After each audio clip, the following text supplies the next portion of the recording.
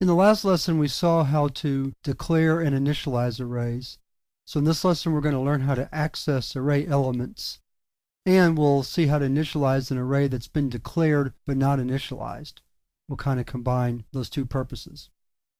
So let's start off by creating an array. We'll use the same array we used in the last lesson, or one of them, numbers, and we'll set its size to 10. And having done that, it's really not a bad idea to get in the habit of using a variable, and actually not even a variable, a final or constant for the size of the array or the number of elements in the array. So here I'm going to create a variable size, a final, and set the array to that. I'll explain later why it's not a bad idea to do it this way. Now that we've declared the size, we're ready to access the elements and initialize each element to a value. So we'll start out with 0, I less than size. This is one reason why you want to use a variable here. It's a lot easier to keep track of the variable than try to keep track of a number. And the way we access array elements is via subscript notation, which means an open bracket followed by the array element you want.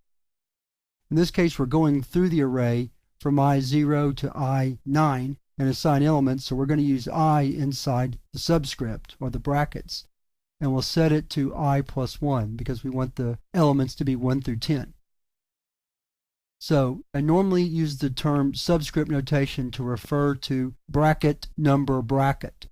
And I'll say numbers sub I, meaning numbers bracket I close bracket. So that's how we access the elements.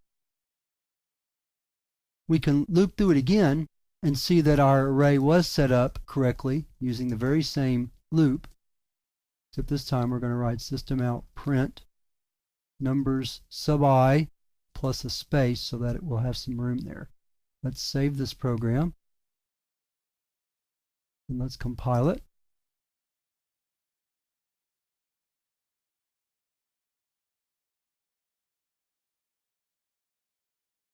And there you see that the array elements are 1, 2, 3, 4, 5, 6, 7, 8, 9, 10. For one last exercise in working with array element access, let's total the array.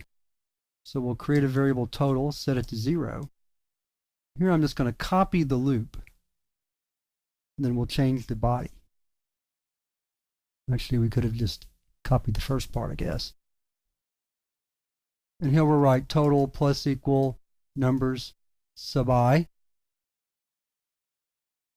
And then here we'll write out the total.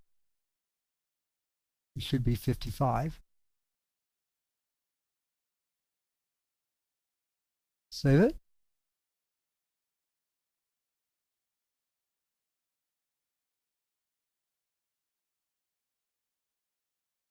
I keep trying to go to the root there. There we go. Pilot. Then run it. And we see the total is 55.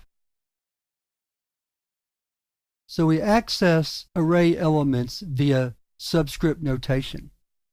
Now, it's very important that you do not try to go outside the array to access an element. Let's watch what happens when I do that. That's called going out of bounds. And we'll just do it directly. We'll hit 10.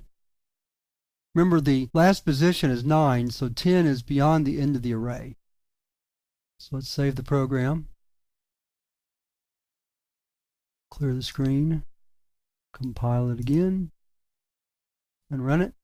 And there you see we get an exception. Exceptions like this are what are called runtime errors.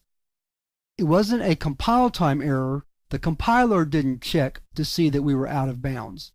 But when it tried to run the program, the Java runtime saw that we tried to go beyond position 9 to position 10, and it threw an exception.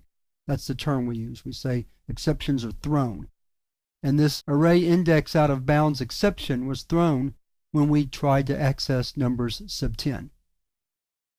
Right here. Because that's beyond the upper bound of the array, meaning it's out of bounds. So that's probably the key thing to remember about arrays. You cannot go beyond the last element of the array without an exception being thrown, and the compiler catches it every time. So we use subscript notation to access elements.